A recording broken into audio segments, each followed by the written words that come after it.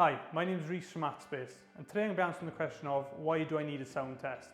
You need a sound test to comply with building regs. In addition to that, you do not want excessive noise to travel between the dwellings or buildings being tested. So there, I've answered the question of why do I need a sound test. For more videos on sound, please head over to our Knowledge Hub where you can find more questions on the subject of sound.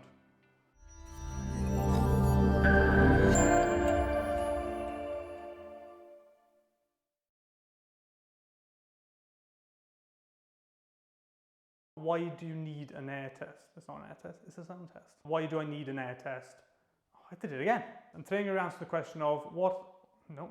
It's like, we don't have neighbours here and you having to prevent question in my life. What is life?